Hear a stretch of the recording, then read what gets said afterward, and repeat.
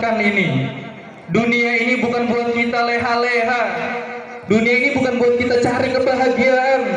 Kata Allah dalam surat Al-Balad, laqad khalaqnal insana fi kabad. Allah ciptakan manusia di dunia itu hanya untuk, memang sunatullahnya dia bakal capek terus. Semua orang di dunia ini bakal capek, cuman masalahnya masing-masing menentukan pilihannya sendiri. Ada yang capek untuk ibadah, ada yang capek untuk akhirat, ada yang capek untuk Allah, dan ada yang capek untuk dunia, untuk harta, untuk kerjaan. Dia berangkat sebelum muncul matahari, pulang nggak ketemu lagi matahari, capek juga.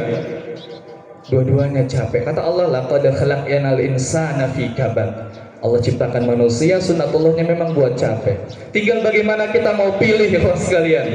Kita mau capek ngejar ibadah, capek menuju Allah, atau capek terperdaya dengan dunia? Terperdaya dengan dunia. Wallahi sekalian, dunia ini gak ada harganya. Dunia ini gak ada harganya, gak ternilai. Saking hinanya, recehnya dunia. Kata Nabi SAW, anna dunia, bahwasanya dunia itu tidak jauh lebih baik daripada seekor bangkai kambing. Dunia nggak lebih baik daripada seekor bangkai kambing. Bangkai kambing mati duluan, nggak bisa disembelih nanti Idul Adha. Bahkan lebih parahnya lagi, kata Rasulullah, saking hinanya dunia, kata Nabi, tidak lebih mulia daripada sepotong sayap nyamuk. Sayap nyamuk sepotong nggak laku buat beli apa-apa. Mungkin kita juga nggak akan mengambil sayap nyamuk itu. Dan kata Nabi, luar biasanya, dunia itu nggak lebih baik daripada sepotong sayap nyamuk. Lantas apa yang mau kita cari dari dunia ini? Kalau kata Rasulullah, dunia itu nggak lebih baik daripada bangkai kambing dan nggak lebih baik daripada sepotong sayap nyamuk. Bandingkan dengan surga nanti kalau kita capek dunia buat ibadah. Ada kisah yang disebutkan oleh Nabi SAW. Pada saat Nabi mengisahkan cerita ini, Nabi sampai tersenyum, kemudian terlihat gigi-gigi Nabi yang mulia SAW. Apa kata Nabi? Bahwasanya nanti ada rajulun, seorang laki-laki, yang ini orang merupakan orang terakhir yang keluar dari neraka dan yang terakhir masuk surga. Orang terakhir yang keluar dari neraka, selesai masa azabnya, selesai masa hukumannya, dan orang ini terakhir masuk dalam surga.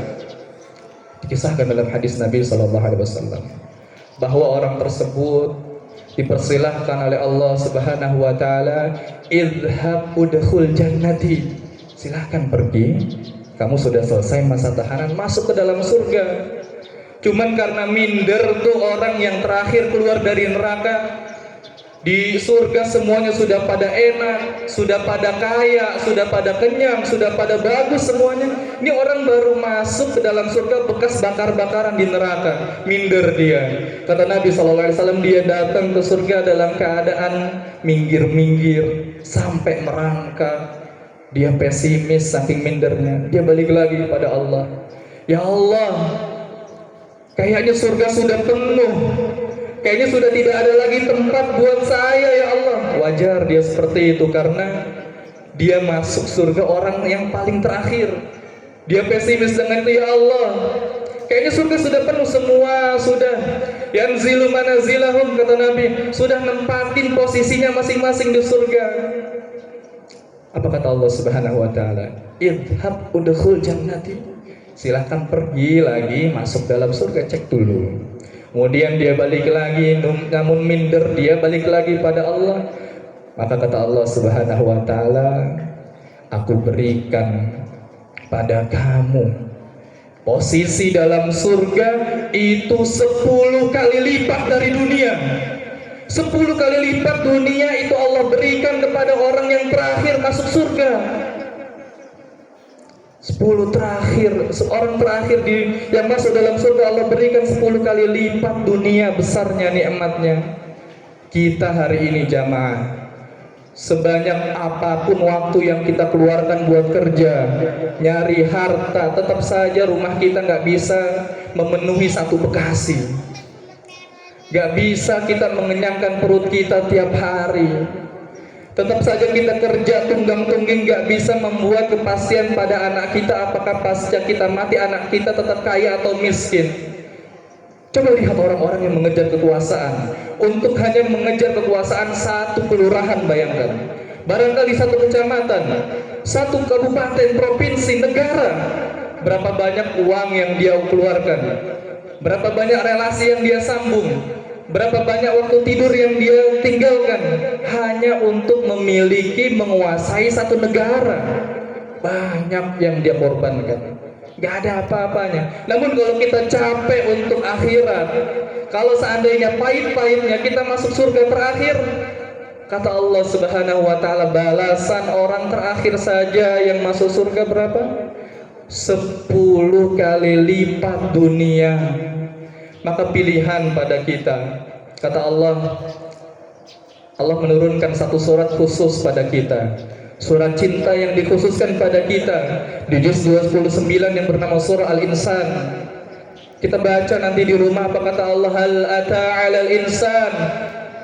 Kata Allah Subhanahu wa ta'ala, apakah manusia gak sadar bahwasanya sebelum dia duduk di sini sebelumnya gak ada dia.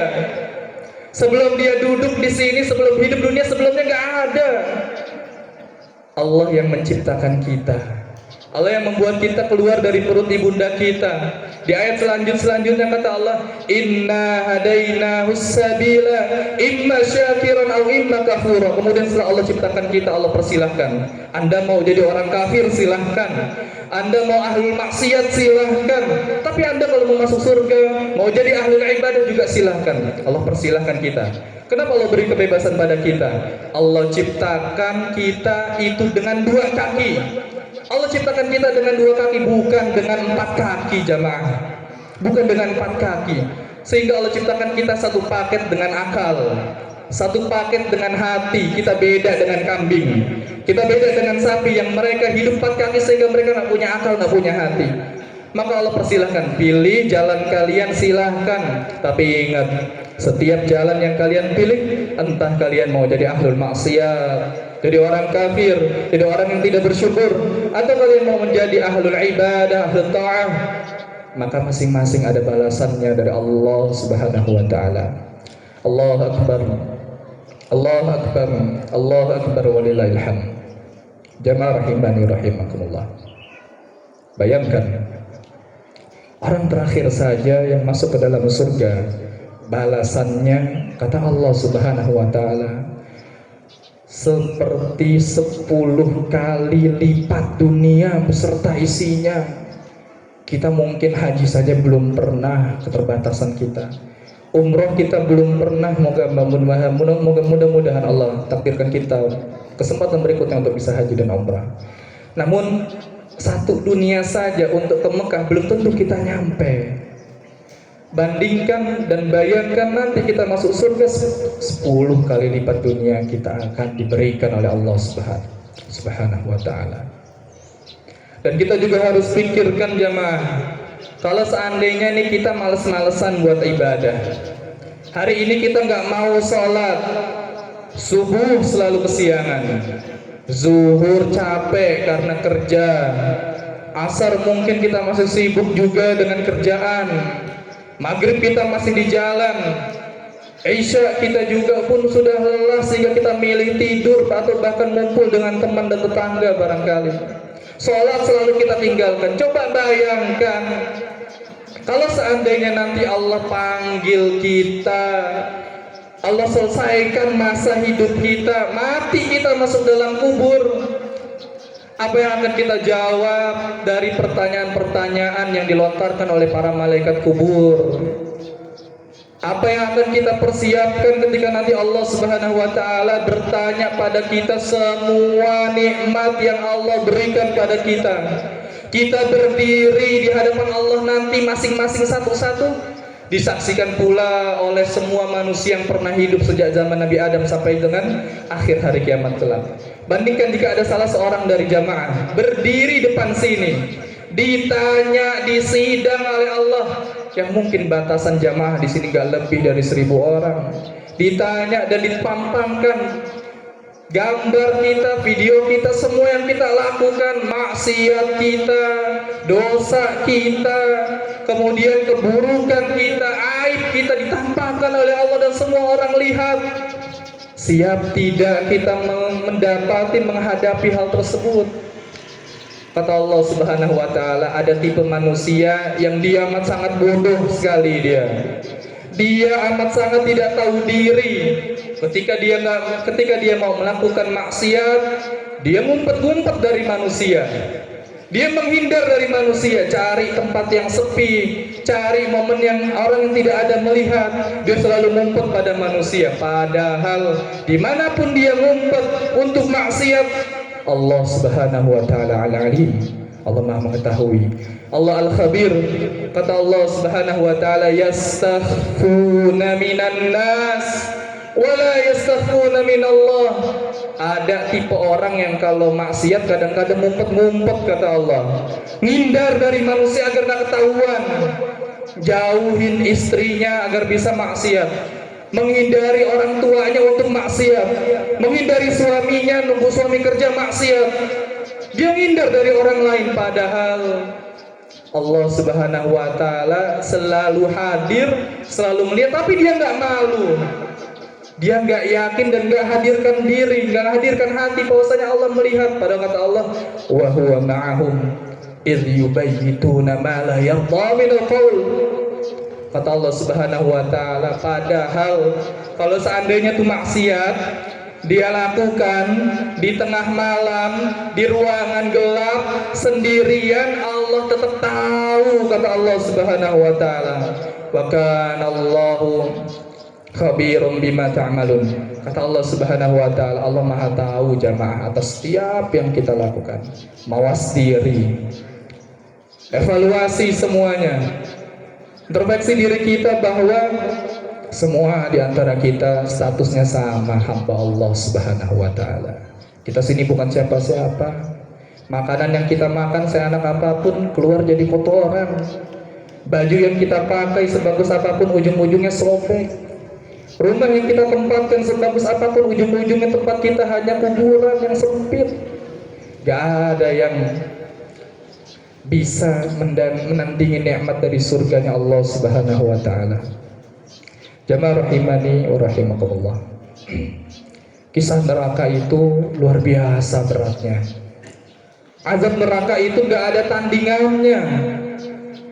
Kalau seandainya kita mau bayangkan bagaimana besarnya azab neraka, pedihnya azab neraka, coba kita tester hari ini di dunia dengan api kemudian kita bakar. Kata Rasulullah Sallallahu Alaihi Wasallam, kalau seandainya kita nyemplung masuk dalam neraka, kemudian dibakar, kata Nabi Sallallahu Alaihi Wasallam, narukum fid dunya juz'un min sab'ina juz'an min nari jahannam. Kata Rasulullah Sallallahu Alaihi Wasallam, kalau seandainya nanti kalian mengumpulkan semua api yang ada di dunia, api semua di dunia dikumpulkan, api yang bisa melelehkan baja, mencairkan timah, semua api dikumpulkan.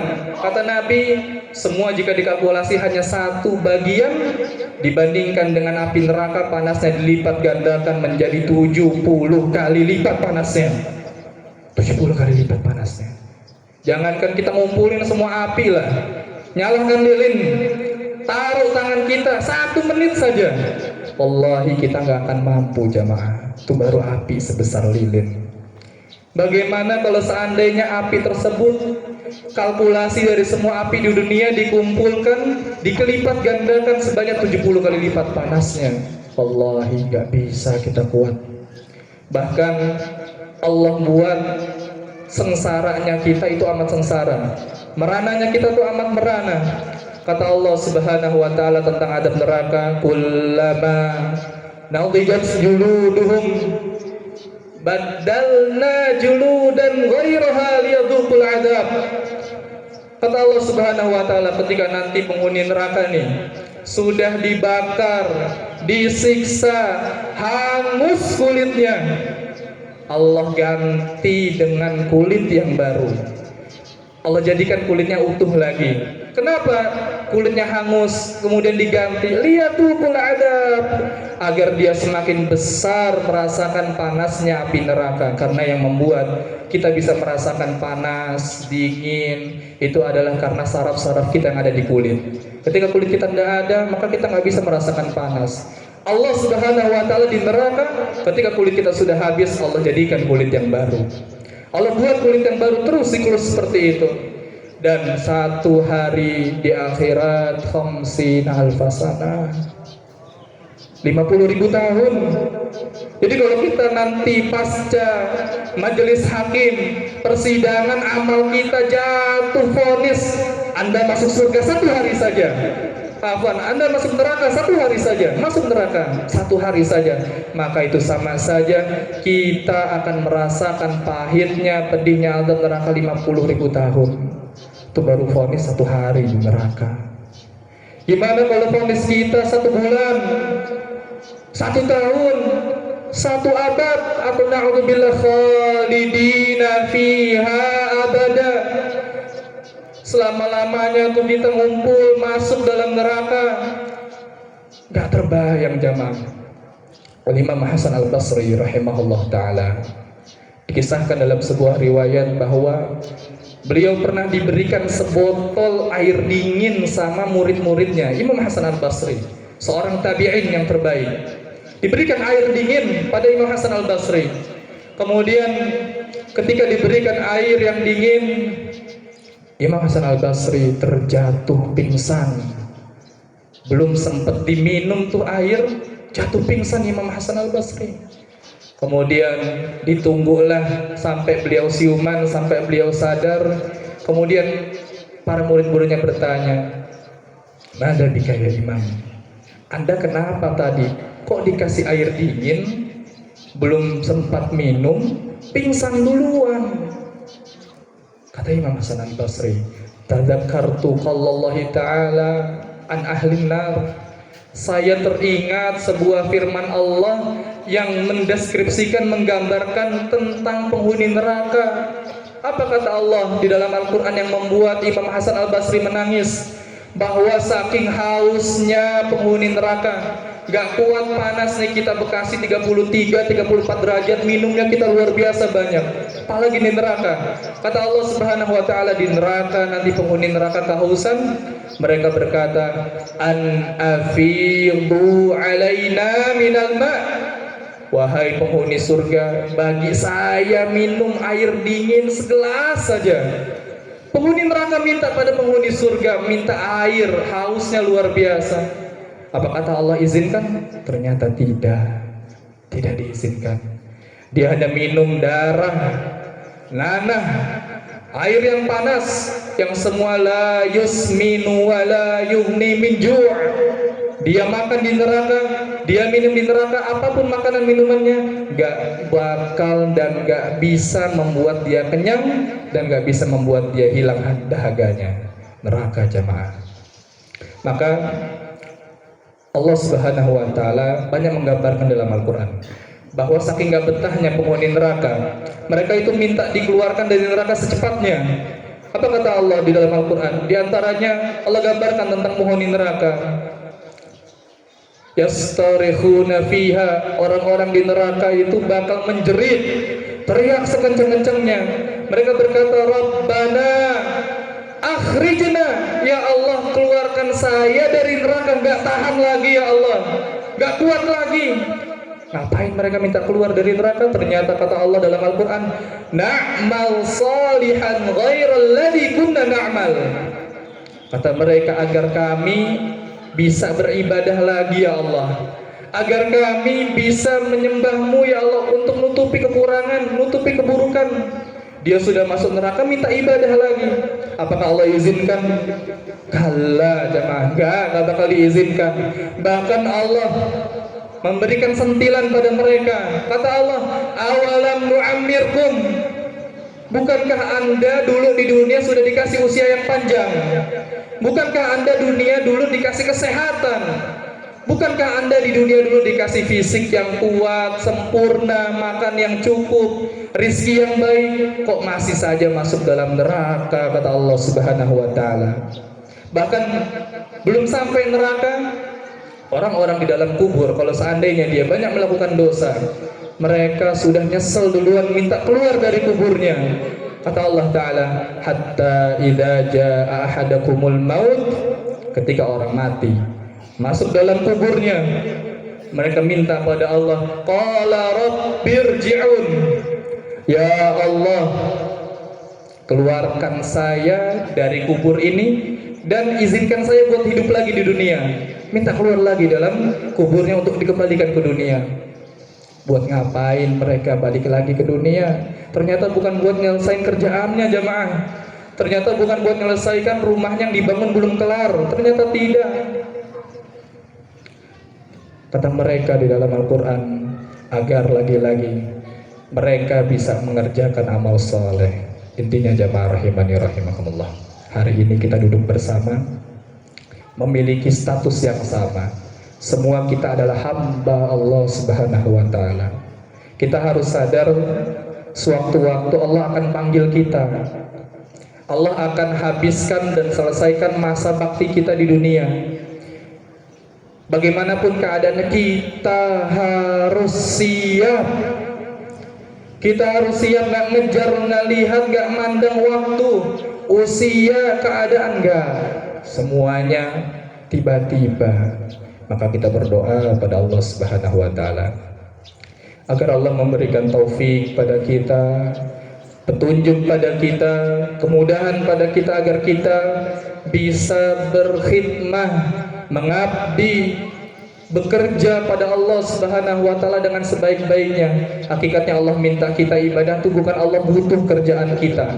Innallaha ala kulli syai'in qadir. Allah tidak butuh semuanya dan Allah mampu mengerjakan semuanya sendiri. Wa idza arada syai'an an yaqula lahu kun fayakun. Kalau Allah mau apa, Allah tinggal katakan pun semuanya selesai, semuanya jadi. Maka dari ibadah yang butuh itu sebenarnya kita. Kita sholat yang butuh itu sebenarnya kita. Kita sedekah bukan si miskin yang butuh, tapi kita lah yang butuh untuk dikeluarkan harta tersebut.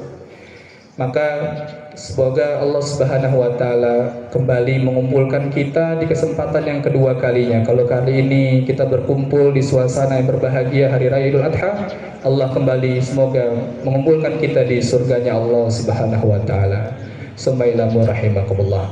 Innallaha amarakum bi amrin bada fihi bi nafsi wa thanna bil malaikatil musabbihati bi qudsih faqala ta'ala innallaha wa malaikatahu yusalluna 'alan nabi ya ayyuhalladzina amanu sallu 'alaihi wa sallimu taslima Allahumma salli wa sallim wa barik wa an'im 'ala nabiyyina wa habibina wa syafi'ina wa rasulina Muhammadin wa 'ala alihi wa sahbihi wa man tabi'ahum bi ihsanin ila yaumiddin. Ya Allah, ya Rahman ya Rahim, ya Akramal Akramin, ya Dzal Jalali wal Ikram. Allahumma ighfir lil muslimin wal muslimat wal mu'minin wal mu'minat al ahya'i minhum wal amwat innaka sami'un qaribun mujibud da'wat ya qadhiyal hajat. Ya Allah ya Rabb kami, ampunilah seluruh dosa-dosa kami ya Allah. Ya Allah ya Rabb kami, ampunilah seluruh dosa kedua orang tua kami ya Allah, ayah-ayah kami, para ibunda kami, ampuni mereka semua ya Allah. Ya Allah ya Rabb kami, ampuni pula seluruh saudara-saudara kami, baik mereka yang masih hidup bersama kami hari ini maupun telah mendahului kami dalam kematian. Ampuni kami ya Allah terhadap dosa-dosa kami, baik yang kami sengaja ataupun tidak sengaja ya Allah ya Rahman ya Rahim. Allahumma inna nas'alukal huda wat-tuqa wal-'afafa wal-ghina. Ya Allah ya Rabb kami, curahkanlah keberkahan-Mu pada kami, turunkanlah rahmat-Mu pada kami, bimbinglah kami selalu ya Allah, berilah petunjuk pada kami ya Allah, curahkan taufik-Mu ya Allah agar kami bisa berjalan terus di atas jalan yang benar sehingga kami bisa berjumpa padamu dengan keadaan husnul khatimah. Allahumma ansur ikhwanana al-muslimin al-mustada'afin al-mujahidin fi Falastin. Allahumma ansur ikhwanana al-muslimin al-mujahidin al-mustada'afin fi Gaza. Allahumma ansur ikhwanana al-muslimin al-mustada'afin fi Rafah. Allahumma ansurhum nasran mu'azzara. Allahumma ansurhum nasran mu'azzara. Allahumma kullahum nasiran wa mu'ina. Ya Allah ya Rabb kami, Tolonglah saudara-saudara kami yang saat ini berada di Palestina. Ya Allah ya Rabb kami, selamatkanlah, jagalah saudara-saudara kami yang ada di Rafah hari ini ya Allah. Berilah makan bagi mereka yang membutuhkan makanan, berilah minum bagi mereka yang kehausan, berilah pakaian bagi mereka yang kedinginan ya Allah. Selamatkan mereka, jaga mereka ya Allah ya Rabbal Alamin. Ya Allah, hinakanlah, hancurkanlah, luntur lantahkanlah Yahudi ya Allah ya Rabbal Alamin ya Qawi ya Matin. Allahumma alaika bil yahudil ghasibin, Allahumma alaika bil yahudil ghasibin, Allahumma alaika bil yahudil ghasibin. Allahumma aslih ulata umurina, Allahumma aslih ulata umurina warzuqhum bitanatan salihatan tu'inuhum ala ta'atika ya arhamar rahimin. Ya Allah ya Rabb kami, bimbinglah selalu para pemimpin-pemimpin kami ya Allah. Berilah taufik pada para pemimpin kami. Bantulah mereka untuk senantiasa menjalani amanah yang diberikan kami rakyat-rakyatnya. Bantulah mereka untuk bisa menjadi pemimpin yang saleh. Bantu mereka dengan orang-orang di belakang pula yang saleh ya Rabbal Alamin. Rabbana atina fid dunya hasanah wa fil akhirati hasanah wa qina adzabannar. Ya Allah ya Rabb kami, jadikanlah kami, kehidupan kami baik di dunia, jadikanlah kehidupan kami di akhirat juga baik ya Allah, dan selamatkanlah kami dalam api neraka. Ibadallah, innallaha ya'murukum bil adli wal ihsan wa itaa'il qurba wa yanha 'anil fahsya'i wal munkari wal baghi ya'idukum la'allakum tadhakkarun. Fadhkurullaha al-'azima yadhkurkum washkuruhu 'ala ni'amihi yazidukum wa la dzikrullahi akbar. Taqabbalallahu minna wa minkum. Wassalamu alaikum warahmatullahi wabarakatuh.